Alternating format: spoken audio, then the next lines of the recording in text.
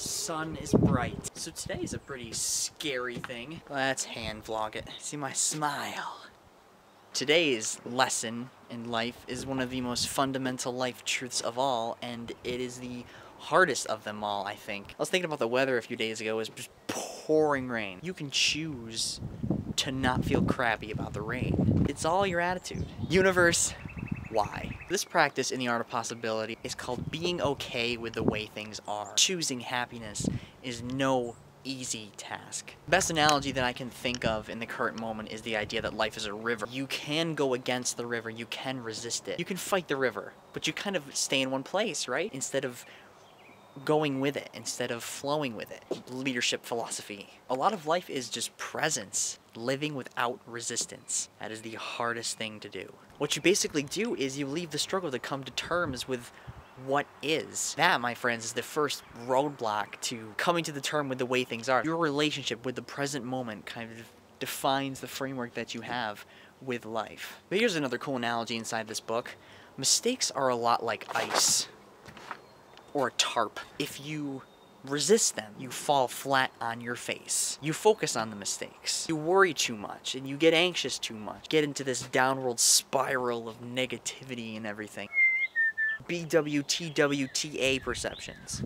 The should-ofs. I should have done this, I should have done this, I should have done this. Well, if you're always thinking in the past, you're never thinking in the present. So, well, what can you do now? Closing exit. You have to be okay with feeling things. Close the exit to another feeling and put yourself in the present moment with what you're feeling. You don't want to act your way into a feeling. You want to feel your way into an action. Does that make sense? Bless me. It's allergy season. You flee it.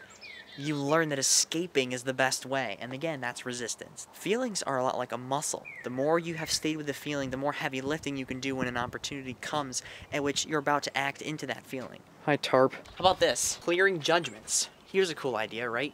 Nature makes no judgment.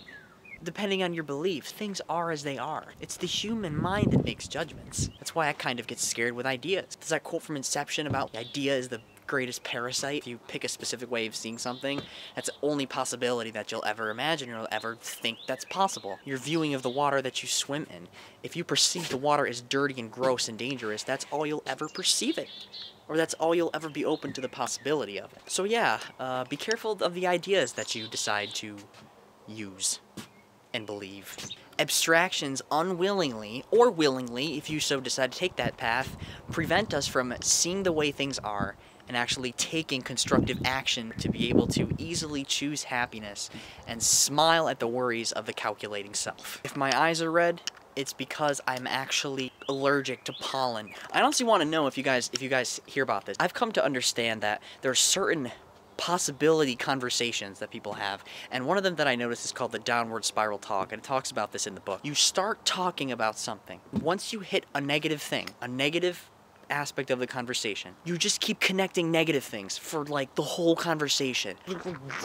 I just exclude myself from the conversation. I pull a book out. I just pull my journal out. I just don't want to hear it. And not every conversation is entirely negative, but this downward spiral talk, it's speaking that excludes possibility. If only this happened, I'd be happy. Or if only this happened, it's kind of heartbreaking. Like, sometimes I want to just explode in profound lecture.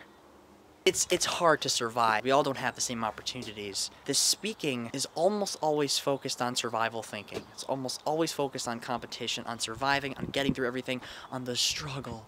The struggle. But there's so much more to survival. Attention on a subject increases the evidence of it. That is the solution to this. You have to start to see differently, to see different things. Possibility speaking and the downward spiral thinking. One of them starts up here and goes like an arrow, like a tornado. The other conversation starts here, like a seed, and it grows outward. It doesn't exclude possibility, and it talks about an idea. There's a quote. I don't know who said it, but it's important. Small minds talk about people. Medium minds talk about events. And big minds talk about ideas. Not only ideas, but that's the large context, ideas. Because ideas are more likely to relate to perspectives and philosophies and questions, asking questions, being curious.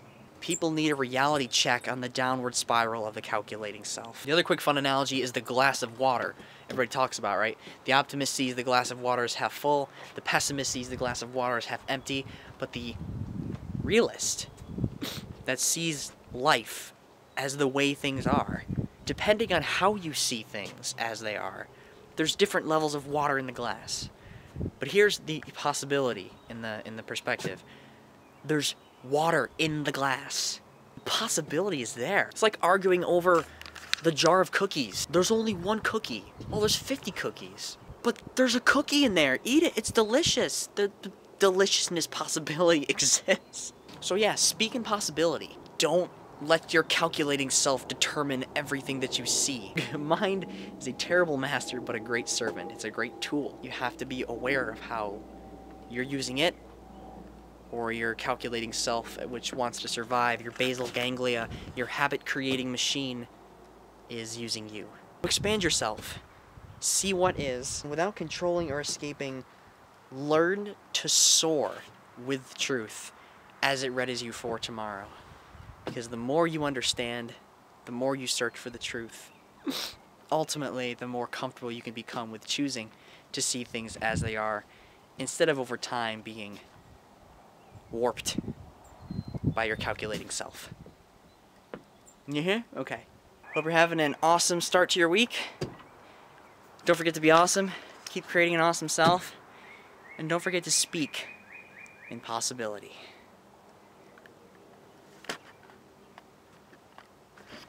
So I finished watermelon a few days ago. I'm going to show you what it looks like now. Look at that. Bone dry. They ate it. It's gone. Look at the slugs. Look at it. I don't remember what it looked like the last time I recorded. You can go on my... I actually click on my art assignment video right there.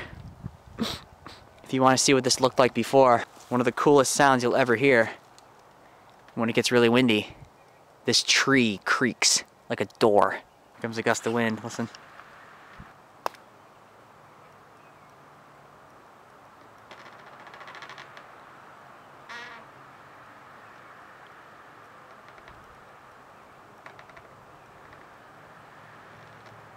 Nature doesn't judge. Gotta love it. So thanks for watching. I really appreciate it. Click on the annotations for everything. I think the MattPalka video now is going to be a video of mine I've done in the past, and then the fish smile video, which should be on the opposite side of me, over there, should be a video that I found on the internet that I enjoyed for the day. One of my favorites. Maybe I'll do my self-leadership playlist, a video that I enjoyed.